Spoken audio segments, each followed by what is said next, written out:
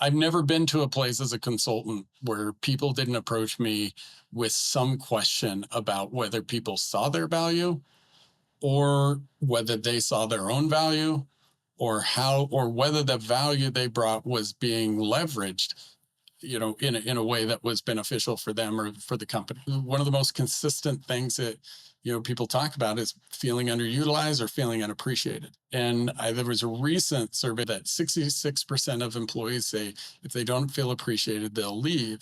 The problem is most leaders and most companies hear appreciation and they think pizza party. But appreciation is I see your effort and I see how that effort impacts what we're trying to achieve. Being able to make that connection for others isn't as easy as it sounds. And so what we're trying to do is make it easier, right? But also help people understand why, that I need to feel appreciated is tied to our biological need for connection. If I don't feel the pack sees my value, then I am in a constant state of fight or flight. Hey leaders, welcome to the Culture Keepers podcast. It's Kara List, your leadership host. We're here today to discuss topics that equip and empower leaders like you to cultivate thriving workplace cultures where people feel connected to the cause, to their workplace community, and to their contribution. And today I have author, speaker, coach, 2.5 million viewed TED Talk presenter, Brian Fretwell, to talk about connection. Brian has spent the last 20 years plus working as a master facilitator, working with some of the biggest neuroscience-based consulting companies to deliver leadership, culture change, and emotional intelligence workshops to multinational companies around the world. He's the founder and CEO of the company Finding Good, where they are pioneering a revolutionary approach to listening that goes beyond merely hearing words. They're building a movement to fix the disconnection that plagues our workplaces, and I can't wait for you to hear this conversation. But before you do, what if I told you that you could instantly boost connection in your teams in just the first 10 minutes of your staff meeting? Yep, you heard me. Go ahead and grab the Ultimate Meeting Kickoff Guide to boost connection and hold staff meetings that people do not want to miss. It is free, and you can go ahead and grab it in the link in the show notes or go to www.heycaralist.com/kickoff. Okay, let's jump into this conversation with Brian. Hey, Brian, welcome to the Culture Keepers podcast. Yeah, thanks, Kara. Great to be here. Looking forward to a fun conversation. So excited that you're here. So we're going to jump in right today because my audience has so much to gain from what you are going to say today. The value that you bring is just so great. So we're going to jump right in, and I want to hear from you. Tell me about how Finding Good came about, the company that you are the founder of, that you are the CEO boss man of, and kind of how do you find yourself in the work you're doing today through Finding Good? The maybe the abbreviated version of how it came about is, I used to work in, with NeuroLeadership and Centis. They're both neuroscience-based consulting companies. And then even before that, I worked in juvenile corrections. And so my work has always been about culture broadly, right? Understanding it. I used to help assessments, used to do kind of culture change stuff and leadership change stuff, but all from the lens of neuroscience, for the majority of my life.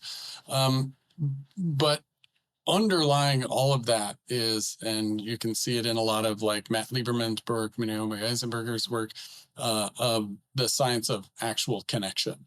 And what we noticed in all that time was like, whatever we were talking about with a leader or in culture had to do with connection. And anyway, I've always been interested in that and interested in questions because questions and connection are very strongly correlated, right? And so I was doing this little practice that I still do today that has been going on for 8 years, which is a weekly conversation I have with 3 really good friends, 3 of the closest friends, because we're consciously building connection each week. We're intentionally building connection each week. But we have a 1-hour phone call where each of us answers what went well the prior week. None of us can give any SOFA, suggestions, opinion, feedback, or advice. And we engage that question. And that single question, we started having a lot of people ask during the pandemic. And we ended up kind of understanding better what's behind the question, what's behind connection. And then fast forward to today, we help people understand how connected or disconnected they are, their style of connection, and then use that to apply our framework so that they can kind of intentionally or strategically leverage connection to drive whatever results they're trying to create. And so the idea is that we all know connection is important, but very few of us know when it happens or doesn't happen. Very few have like enter a conversation with, this is how I intend to connect.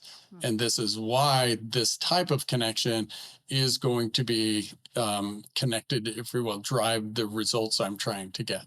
Right. So the connection I'm trying to create with a client, right, is still connection, but how I create it with the client is going to be different than how I create it potentially at home. It's going to be slightly different than how I create it with employees, right? And the more, because we live in a very fast-paced, constantly changing environment, we don't get to get the connection like we used to, which is just sort of what we call by accident. We have to be very intentional and very sort of planned. And so ultimately, we kind of help people create a connection plan for individual or for the entire organization, and how to then use, if you will, the data coming from those interactions to then drive results, but also to amplify what connection does for us, which is create clarity, create motivation, create engagement, those sorts of things. That was a long explanation. That was a But great hopefully explanation. we got there. And we're going to dig into a lot of that more. There's so much that I want to dig into more, but let's go all the way back to the question, what went well? Why that question? What does it accomplish? Yeah, so it's not, we have a negativity bias. Every human is sort of born with it. Your brain looks for threat at a ratio of 6-1 over reward. Oh, And wow. we can hear this in conversations. We can see this. And what I didn't know at the time when we first started it is it's actually connection that helps us offset that ratio.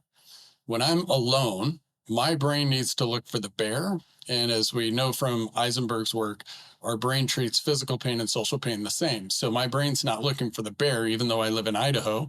What it's looking for is rejection. What it's looking for is status issues. People don't think I'm good enough, right? And by myself, I spend a lot of time looking at those things. And because my brain is looking for those things, every time I talk about them, I'm looking for more, right? And so what we wanted to do early on in that call was, just by sharing what went well, we know that we're going to start to manipulate, if you will, or influence each other's reticular activating system. So your brain's filtration system, right?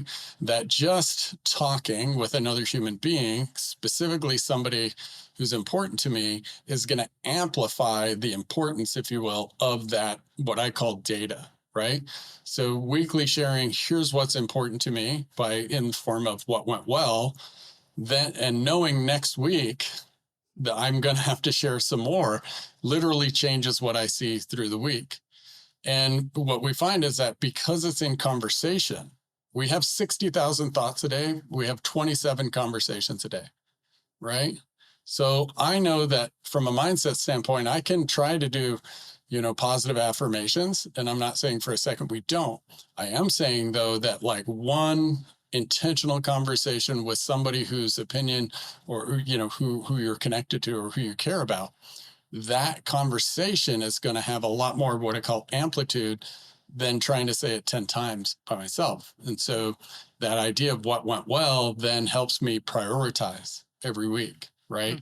And then having others around over time, that prioritization literally starts to change my behavior, starts to change my action. And I can tell you that, 8 years after starting the conversation, all four of us on that call are doing, are doing what we each would view as our most purposeful work.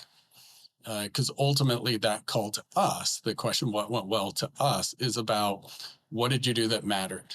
What did you do that's important? And so we hear a lot of the answers. I spent time with my kids. I spent time at home. Right. Yeah. And the benefits of the call for each of us have been just it's really hard to communicate how much this single call with each other has given us what most people miss. And we know most people miss it because of the data, and that is just connection. Yeah. So the what went well question, I find that it is really hard for people to, it's because of the negativity bias, to come up Mhm. with the things that they're good at, right? Like what are your strengths? What is the value you bring? So how Mhm. is what went well easier for people to access and answer? Oh, so you can change the question, right? So what we often teach, we call this a safety ladder, because what went well is actually a psychologically dangerous question to answer. Because if I tell you the thing I care about, you could use that against me. If I tell you the thing I think I'm good at, you're even more likely to use that against me. And not you're more likely the threat of that happening, because we've all had that. We've all grown up or had some time. Oh, I really enjoy this. What's wrong with you? Oh, I would love to do this. What's, and that, like, those experiences are, traumatic in us. And so you're more likely to get rejected saying, "Oh, isn't the rain fantastic?" Than, "Oh, this rain really sucks." Like, the rain really sucks is the safer thing to share. So Yeah. you're asking them to share something dangerous, right? And understanding that's important, but there's some easier ways to do it. Number one, frequency. Just, hey, I would love to know what went well. And then moving that into, like, oh, can you tell me what's one thing that went well this week for you? Because my whole week sucked and I'm trying to find good things, right? Notice how now I'm asking you to help me. Mm. But one of my favorite things is modifying the question in what we call the safety ladder, which is, what was the best thing that happened this week, which would be a more risky one. What's one good thing that happened, right? And then the easiest is, what's the least crappy thing that happened? But they're all different forms of that. And what you're experiencing is two things.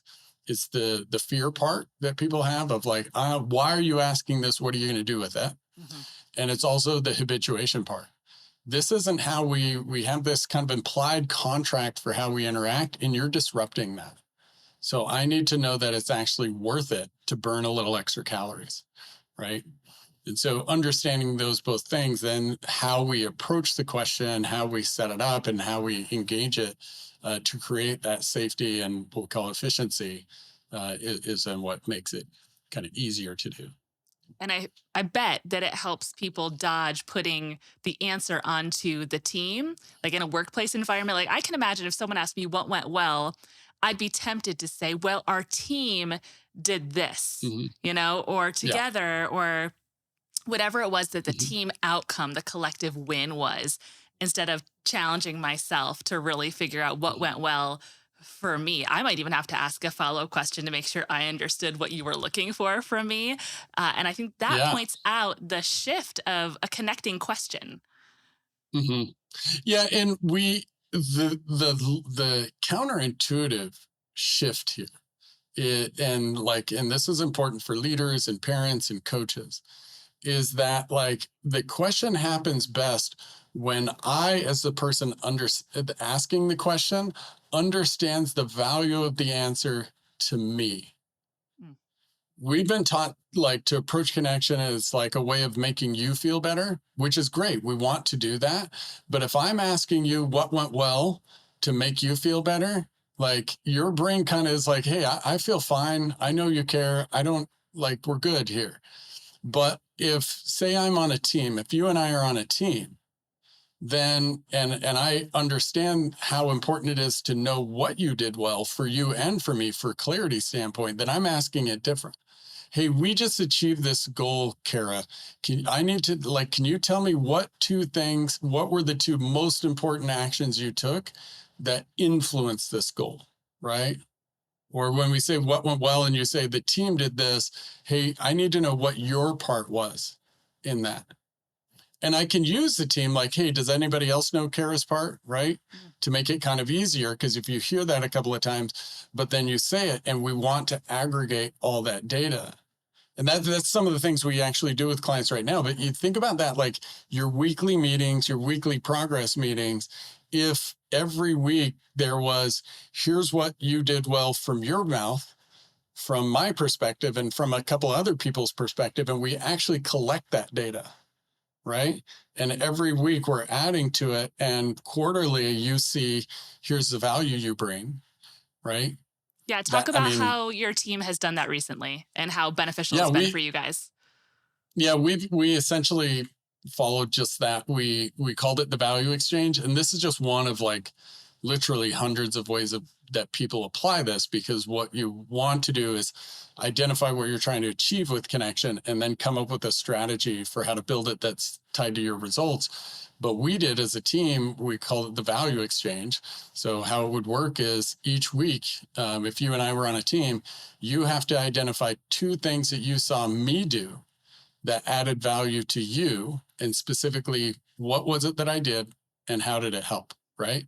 And then you have to identify for yourself two things that you did that brought value to the team or me, and specifically where you saw the impact, right? I did this and it looked like it made it easier for you. Like, I'm proud of doing this because I feel like it plays into the part here.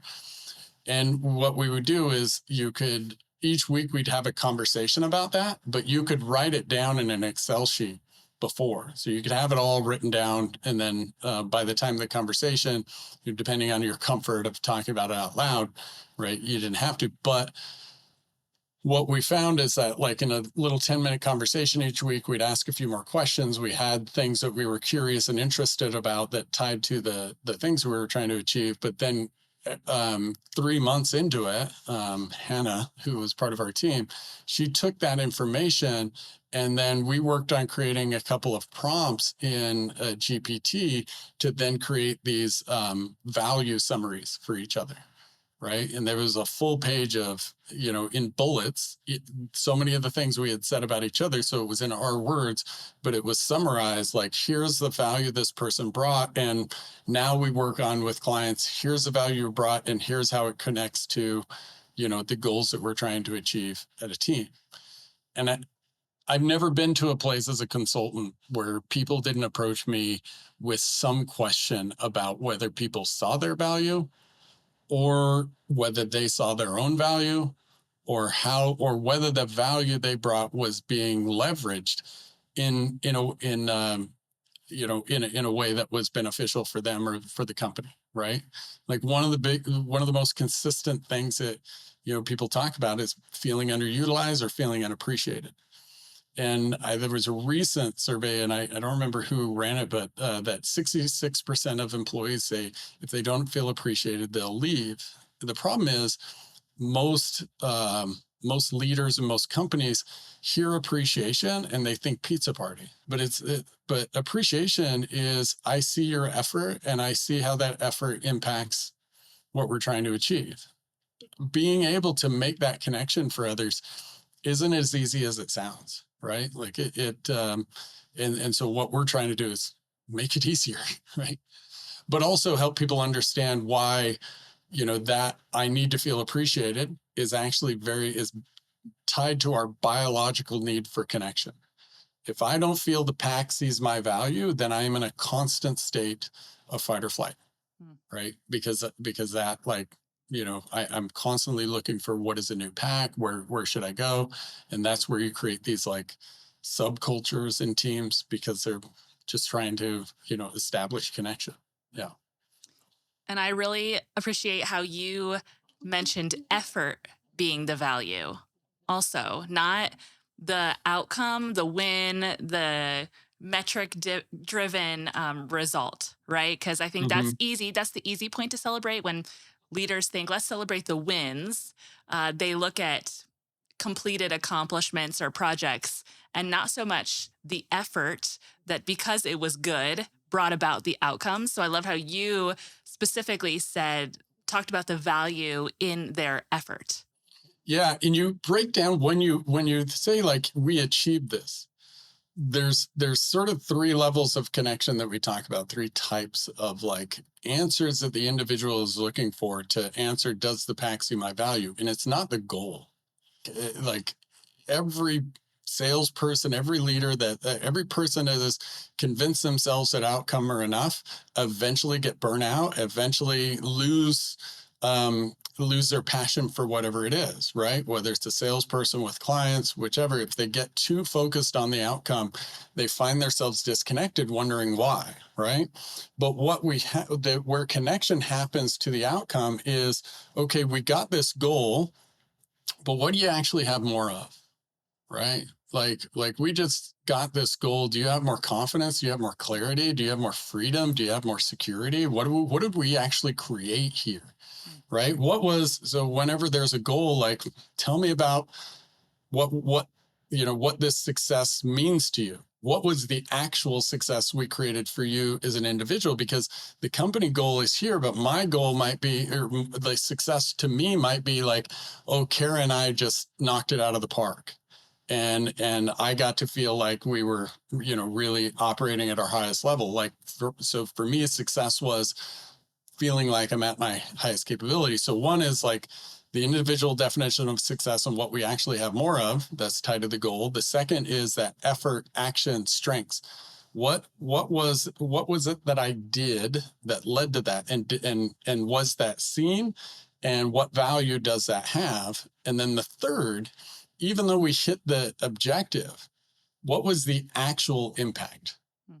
Whose life is better? How is the community better? How is my life easier? How are we all better off? And there is a numeric metric almost in all three of them. But there is also a human metric in there that if you capture it, like if you see it and you can quantify it, you can help it. We're working to create dashboards for people so they can see, like, here is the impact you had, here is the efforts you put in, here is what you have more of, here's your current, like really seeing that. Then I'm able to say, wow, the company sees, right, where I'm in, or my client or my coach sees, or whatever the case might be. But then the engagement increases, just, yeah, really cool. Yeah, that sounds like a place I want to work. Right. You Well, know, we're trying to create those places. you Yeah, are. yeah. And Yes, that's yeah. and to your point, I think that there are like the majority of leaders want to create that place. Yes, I think Right. so too. Yeah. Yeah. And so tell me, I want to hear from you personally about when you received your value statement, or whatever you guys called it. What did that do for you personally, and how do you draw upon it, like day to day? Yeah. The moment that we did it, and we kind of did it by accident. I was pushing Hannah into doing ChatGPT stuff, and she just came up with the idea, like, oh, we have all of this, and it was sort of part of things we had been doing to create it. But I just remember, so initially she actually did it, and there were these full page reports, but she only showed us in Teams the like one paragraph summary, and we were like, that's really cool. And then a couple of weeks later, she was like, oh, click here.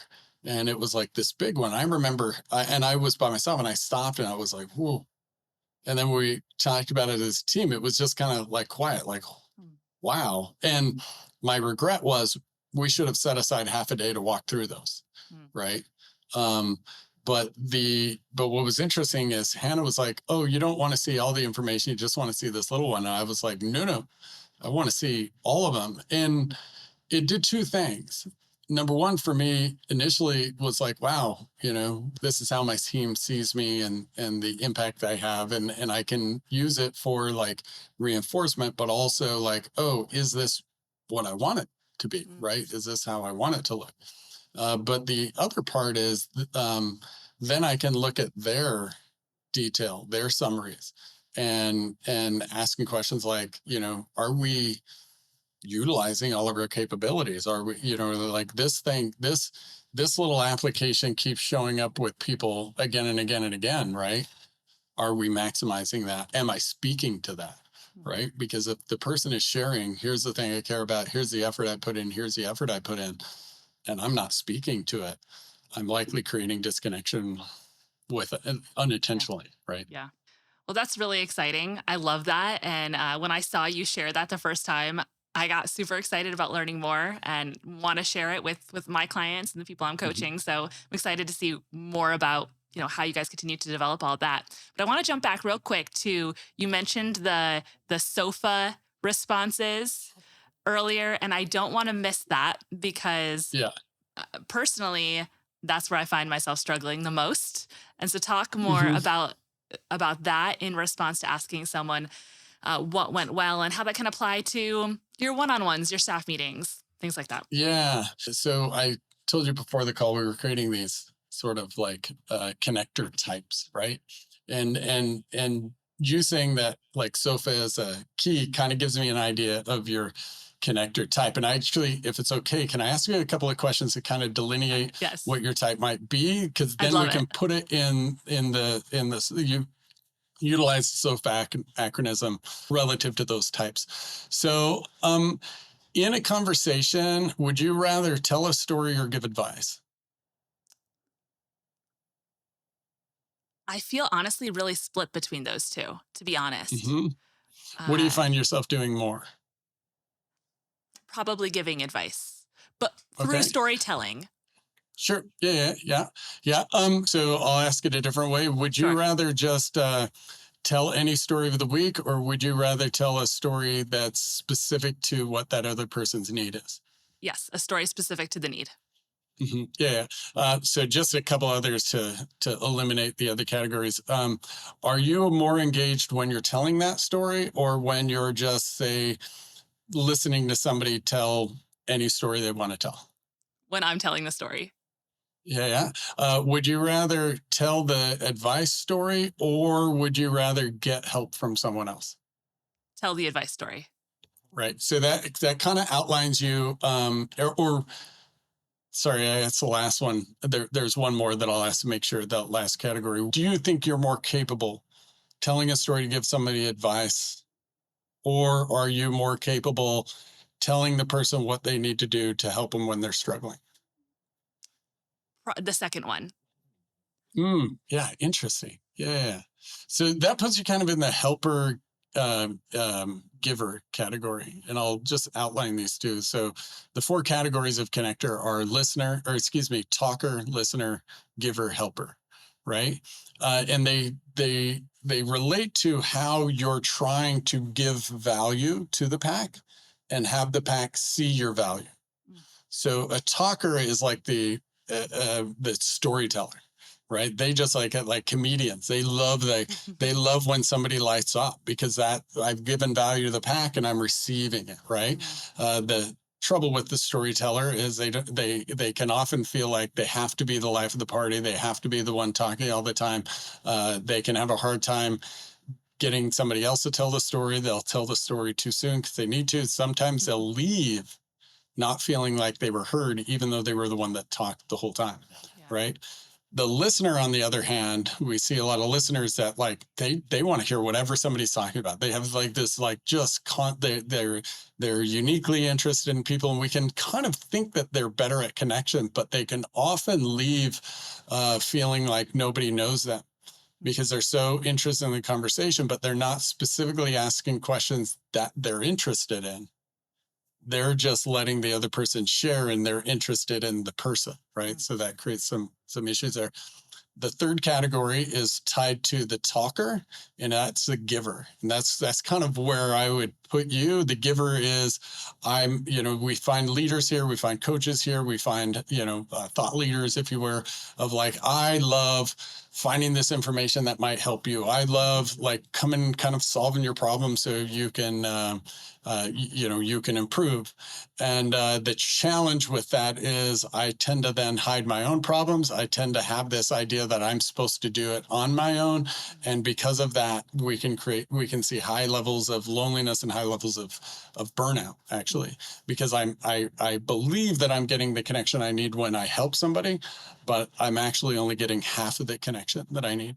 And so the final category is tied to listener. It's helper. So the listener wants to hear everything. The helper is really into like, tell me about your problem. Tell me about the challenge. Tell me. They often have people come to them to talk specifically about their challenge and about their issues. When they do give advice, it's specific about, helping the person overcome, but like they really just want to be there for people. The challenge similar to the giver is then that person can be reticent to share their own challenge, can often report that nobody's asking me about mine, right? And it's because they've kind of created that role, and they have a hard time having people engage them the way they're engaging others. And so they can often, again, feel isolated. Now, Yeah. to your question about SOFA, and SOFA is the acronym, right? Suggestions, opinion, feedback, or advice.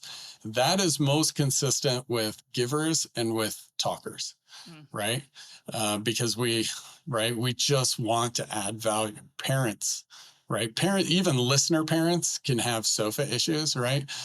Because we're trying to help, we're trying to, and especially if we think that's our role, right? And so there's not a problem with SOFA per se, right? But if I'm giving SOFA and I'm not getting connection with the individual, then my SOFA is actually very ineffective, Mm. because without connection, the other person can't hear it, is less likely to apply it. And we can actually, SOFA can lead to what we call status disequilibrium. You think you're better than me. You think you know everything. You don't listen to what I say. And so Yeah. that bit of not giving SOFA, or I shouldn't say not giving, it's being mindful of when and how we're giving SOFA, and how do I understand that connection happens before. What we say is connection happens before help, and connection happens before SOFA, right? It's delayed sofa. Yeah. Well, there's actually a term we like, especially for givers. So I'm in the talker giver, depending on the day, right? But the advice we say is don't give advice until somebody's asked twice. Mm. And that's just very much when they ask the first time, hey, tell me more about that and what it is. And when they ask the second time, then they might be prepared. But what we find is that, like, if they ask the first time and you at the very least seek more data, and the data we suggest is like, okay, if this is your problem, what are you trying to get more of? Or if this is the goal, what are you trying to get more of? Or do I even know what the goal is and what you're trying to achieve? That allows me to make sure we're on the same reference point before I'm giving advice. And that little piece of advice can save you so much time. Yes. And like for leaders and teachers and parents, that learning to do that just alone can, boy, yeah. Thank you for that. That is so good. We have people come back all the time with just that one, like, oh, Yeah. I cannot believe, because what people come back for advice and back for advice, never take it. And we're constantly in this, hey, and what's happening is that people outwardly ask for advice when they're inwardly looking for connection. Mm. Yeah. Because I have this problem, there's the problem piece, but the connection piece is like, is there something wrong with me? Mm. And so telling you I have a problem is asking you if you think something's wrong with me. Mm. Right? Or sharing, here's the problem, is asking you if you see the value in me, if you see my ability to solve, right? And so if we understand like the connection questions that are underneath the problems and challenges and goals that we express to each other, we spend a heck of a lot less time on the problems, challenges, and goals. And connection allows the person to come up with their own solutions, and or decide that it's not even a problem, right? Yeah, right. Yeah, that's awesome. Okay, I have one more question, and then I want to figure out how people can connect with you. We'll do that so people Sure. can connect with you more. So, Mhm. for the leader who's listening to this and they are thinking, my team is disconnected, or our workplace culture is disconnected. What you're talking about doesn't exist. What is an Mhm. encouragement to them? A first step. What would you say to them? Yeah, so I would first start by saying that that's not true. And what I mean by that is connection is not a binary issue. connection is basically like, if you would, kind of like a static thing, right? Like, or it's not static, it's more continuum, right? Like I might have a low level of connection with my team, but the fact that they're there means there's some sort of connection. Yeah. Even if they're just there to get a paycheck, Yeah. that's still like, because disconnection is, why the hell would I even show up? Right. Right, like there, and even further disconnection is not just, am I not going to show up, but I'm going to try to undercut, right? Like I'm going to try, like, because am I really disconnected means we're enemies and we're working against each other, and it can even feel like that within a company, but the fact that you're still showing up together says there is connection there. And so the advice to start off with, and really how we start with the framework in and of itself, is like, where is it happening? Right. Like, even if the connection is, we talk about problems all the time, cool. There's a level of psychological safety that has to be created to talk about problems. We're showing up in the same room. Okay. Why is that happening? Right. Like, and do we, like, are we acknowledging that? Are we asking about, like, hey, what keeps you showing up like that? I mean, it seems so simple, but like asking somebody that, like, hey, boy, I notice you keep coming to these things, even though we don't seem to be making progress. Like, tell me about what's driving you to show up.